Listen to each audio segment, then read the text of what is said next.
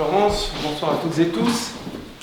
Je suis très honoré de pouvoir vous partager ce soir ce qui est devenu, un petit peu par la force des choses, ma passion à travers mon travail. Depuis maintenant plus de 5 ans, j'accompagne des entrepreneurs, que ce soit des patrons d'entreprise, des pères de famille, des collaborateurs, que ce soit des tiers, etc., dans les transactions qui sont soit l'acquisition, soit la vente de sociétés. Ce que j'ai remarqué, c'est tout d'abord des rencontres. Voilà. On discute, on rencontre.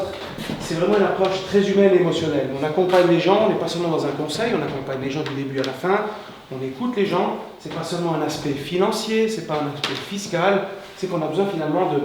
Les gens ont besoin d'avoir confiance et d'être rassurés.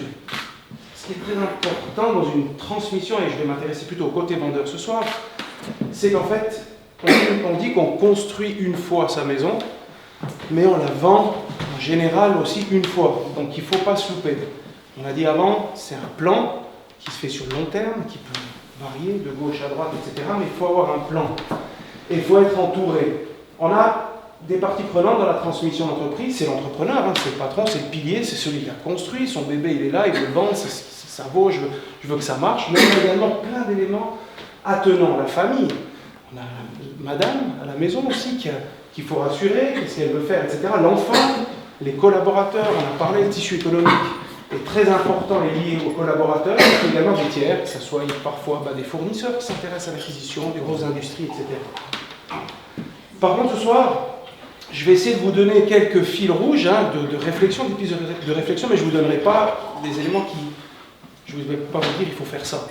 Non, il faut y réfléchir, il faut savoir qu'il y a ces éléments-là à réfléchir, mais par contre, chaque cas est unique. Ce qui est valable pour vous ne sera pas valable pour quelqu'un d'autre. Parce qu'il y a plein d'éléments qui rentrent en ligne de compte. Est-ce qu'on a un enfant dans l'entreprise? Quelle est la valeur de l'entreprise? Est-ce que déjà dans la tête on est préparé avant, etc. Donc il n'y a pas un cas qui est le même.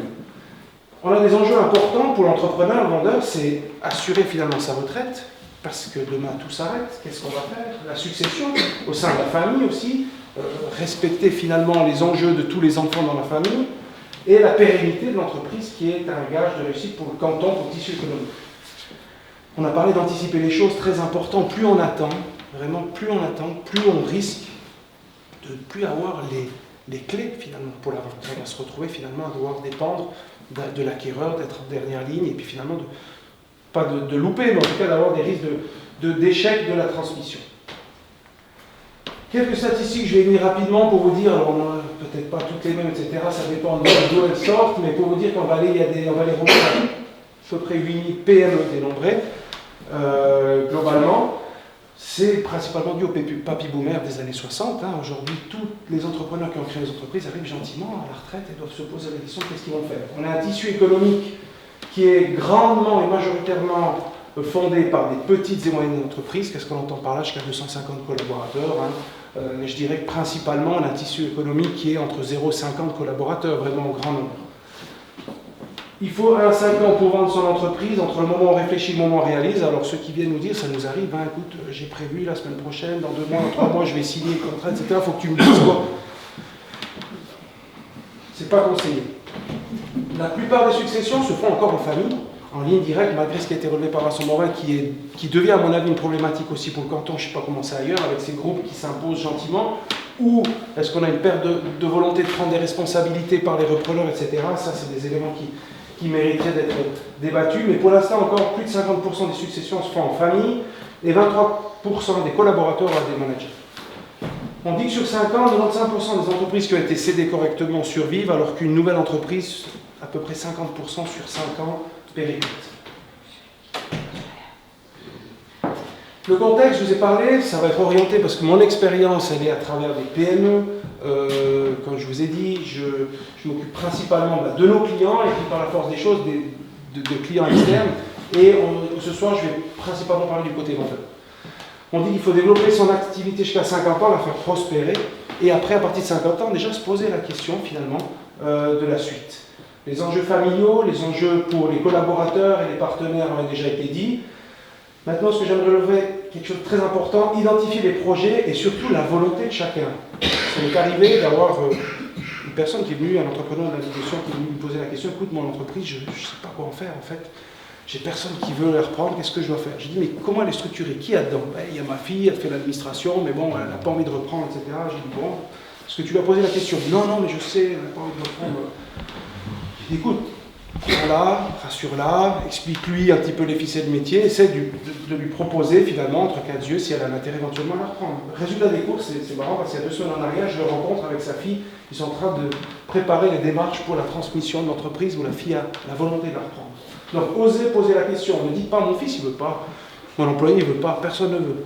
Discutez. Maîtriser la communication, c'est un phénomène très important. Quand je parle de communication, c'est à l'interne, c'est avec les clients, avec les fournisseurs. Entourez-vous de professionnels. Parce que finalement, du début à la fin, il faut éviter les bruits de couloir, éviter les on-dit. Parce qu'il n'y a rien de pire, parce que c'est là que ça commence à créer un petit peu un climat un petit peu tordu dans l'entreprise. Éviter les rencontres avec des gens, avec des attachés-caisses, des valises le vendredi après-midi dans la salle de conférence où tous les collaborateurs partent en week-end, où ils se posent la question, mais qu'est-ce qui nous arrive, quoi? Et qu'est-ce qui nous arrive, c'est déjà un problème. Après, il y a la négociation du prix, les paiements, etc. Et puis surtout, un élément aussi clé, serrer la main, c'est une bonne chose. Aucune obligation d'acte écrit au notarié pour une vente d'action. Mais par contre, je vous recommande, il y a des données sensibles, signez des clauses de confidentialité quand vous sortez vos documents. Il y a un contrat de vente parce qu'il y a des garanties à émettre, il y a des problématiques fiscales, il y a des échelonnements de prix. Donc, et même souvent, si on est plusieurs actionnaires, des conventions d'actionnaires où là vraiment on stipule un petit peu la sortie de l'un, les conditions, l'évaluation. Vraiment, juridiquement, ne négligez pas cet aspect. Quand ça fonctionne, quand ça ne fonctionne pas. Quand c'est écrit, c'est clair. Les enjeux du vendeur, je vous disais, complexité, soutien par des spécialistes externes, on en a déjà parlé. Alors, comment dire, c'est toujours des mauvaises économies, à mon sens, c'est ce qui a été relevé, parce qu'il y a des enjeux qui sont vraiment particulier, on peut se retrouver avec des problématiques fiscales après coup, après 2, 3, 4, 5 ans, où finalement, si on a été conseillé, on l'aurait évité. Pérennité d'exploitation avec le maintien des emplois, bien entendu, aspect psychologique et important du changement, gestion du changement psychologique. Pourquoi? Ça va être parlé peut-être tout à l'heure, mais celui qui a fait du sport pendant 20 ans, qui a été tout le temps sous les feux de la rampe, et le jour, la lumière s'éteint. Vous voyez ce que je veux dire? L'entrepreneur qui tous les jours il a le téléphone qui sonne, je suis dans le guidon, etc. 65 ans, il vend, il se lève le matin, c'est terminé. Est-ce qu'il est prêt à ça? Et j'en ai vu beaucoup. Alors quand on leur parle aux entrepreneurs, on leur dit psychologiquement, préparez le truc. Non, il ne faut surtout pas toucher la corde sensible de l'intime. Hein. Mais en même temps, quand on finit, puis qu'on tire le trait, puis qu'on n'a plus rien, ben souvent on voit des gens qui grattent. Il reste encore un peu dans l'entreprise, encore un peu, et puis finalement c'est là qu'on commence à complexifier la chose. Donc, psychologie, soyez prêts à arrêter, que les choses s'arrêtent. Acceptez aussi que ce soit différent. On a parlé d'MBO, vente à l'interne, il y a des collaborateurs qui reprennent, souvent le patron reste 6 mois, 1 année, 2 ans en fonction des décisions qui sont prises. Il faut savoir se retirer. Moi j'ai toujours fait comme ça. Hein. C'est pas comme ça qu'on fait. Ils vont se planter, et blablabla. Et finalement, ça crée une tension avec les directeurs, ça crée des incompréhensions avec le personnel, les clients ne savent plus finalement à qui parler, etc. Donc, accepter que ce soit différent, et en tout cas, le vendeur, c'est une condition qui, pour moi, est fondamentale, et accepter de savoir quitter l'entreprise. Les 7 erreurs à éviter, alors je les énumère comme ça, je vais en passer en revue, mais il y a certaines où je vais vous donner un petit peu des expériences que j'ai eues. L'omission, anticiper la remise de son entreprise, j'en parlais en introduction, hein, éviter d'arriver à 68, 70 ans, fatigué, en bout de course, où finalement votre entreprise elle est sur le déclin depuis quelques années, le système informatique il est archaïque, il n'y a plus de contrat, parce que là vous allez finalement devoir vendre votre âme pour pas grand chose finalement. Et encore si vous trouvez repreneur. La peur de la suite de l'entreprise, éviter finalement d'avoir peur, finalement. Donner cette impression de confiance au repreneur et puis ne vous retournez pas. Absence, manque de communication, alors là également très important, je vous en parlais au préalable. Négligence, on en parlait avant, je ne sais plus si c'est qui s'est bien parlé, mais ayez toujours un plan B. J'ai eu un cas où tout était réglé, le financement, la date de signature était pour dans 2 semaines, avec un collaborateur interne, c'était le droit, etc. Téléphone, lettre de licenciement, lettre de démission, je peux pas, c'est terminé, je quitte l'entreprise. Tout était orienté sur lui, et finalement, on se retrouve après 2-3 ans de projet, à se dire, finalement, je repars de zéro. J'ai 60 ans, 62 ans, je pensais partir demain. Et on recommence à zéro. Plan B, très important. Égoïsme, le terme est un peu dur, individualiste, s'entourer des spécialistes. Pourquoi j'ai aussi eu un cas où finalement j'ai discuté avec un ancien entrepreneur qui m'a dit c'est tout bon, moi j'ai réglé avec 3 associés. Parfait convention entre nous, c'est réglé, etc. Quand on arrive à la retraite, c'est les enfants qui reprennent. J'ai dit super, top, vous avez tout réglé, machin, ouais. Et puis la succession familiale, c'est tout bon, oui. J'ai dit, puis les 3 enfants travaillent dans l'entreprise. Non, le mien est celui de mon associé, mais le 3e pas du tout.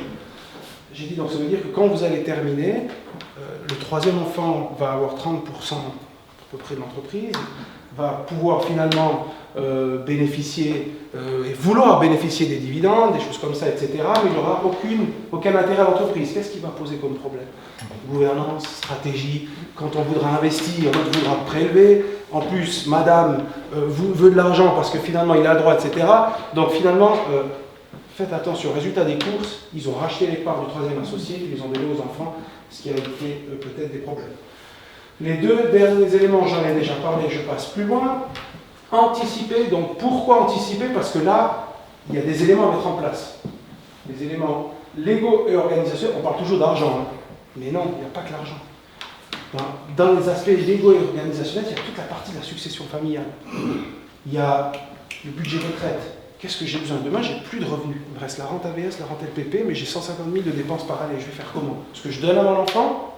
Est-ce que je dois trouver un acquéreur? Est-ce que je vends? Toutes des questions qu'il faut se poser. Planifier sa prévoyance bien en avance, hein, ne pas oublier. Les contrats, des fois dans les entreprises, il n'y a absolument pas de contrat, tout est oral.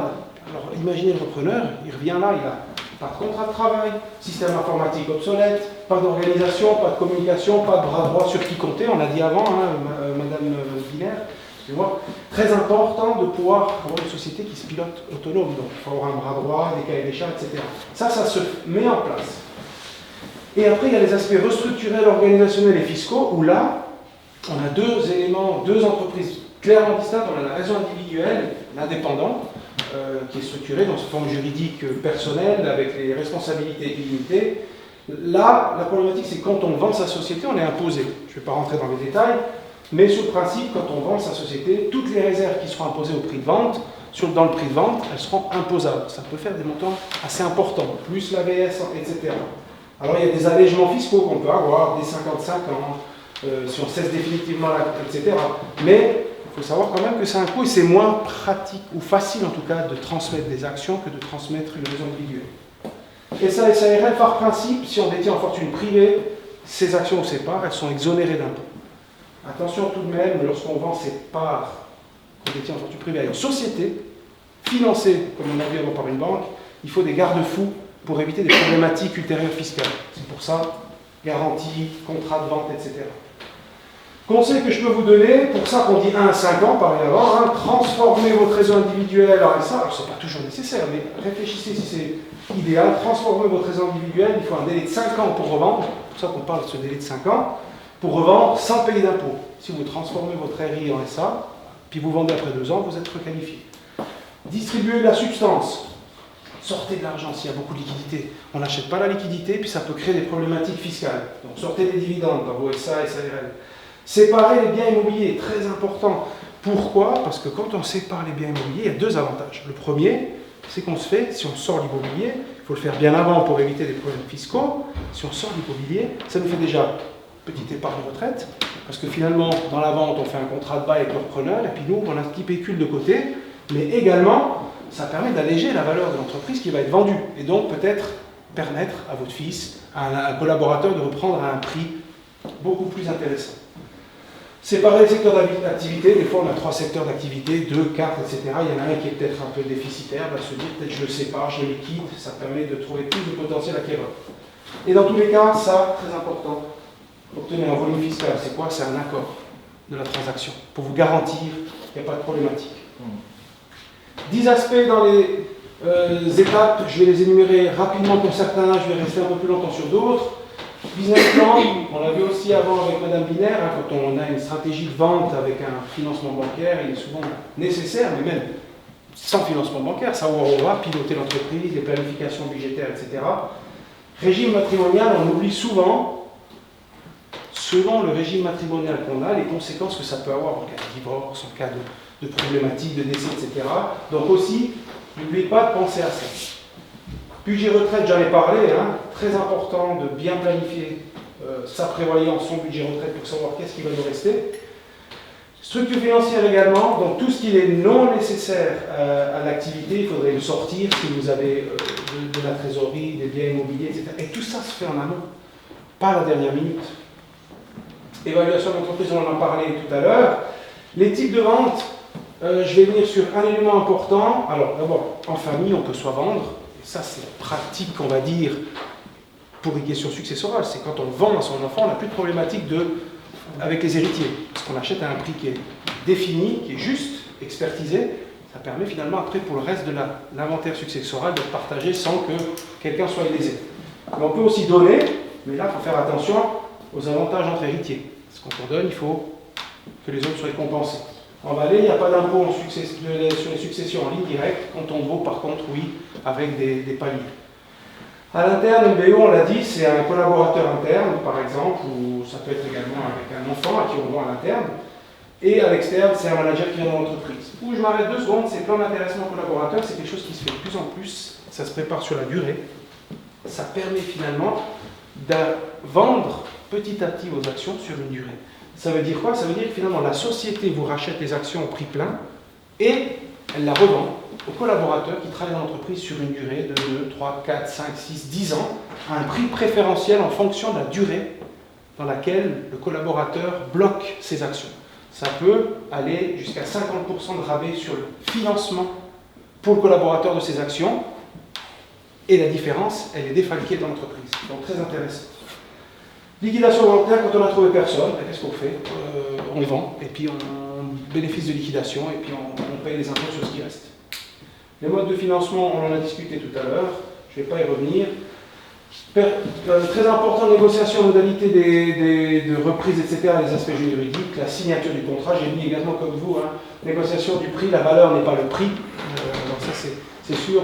L'expertise par contre permet de définir une fourchette pour pouvoir discuter éventuellement du prix.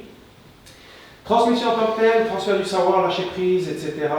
Communiquer, j'en ai parlé, et puis bien sûr, accompagner le successeur, c'est pas interdit de rester quelques mois, mais d'expérience, 6 mois, 1 année, 2 ans maximum, en tout cas dans l'opérationnel, en suivi, parce que finalement il faut laisser place à la nouvelle génération. Voilà, j'en ai fini, je vous remercie.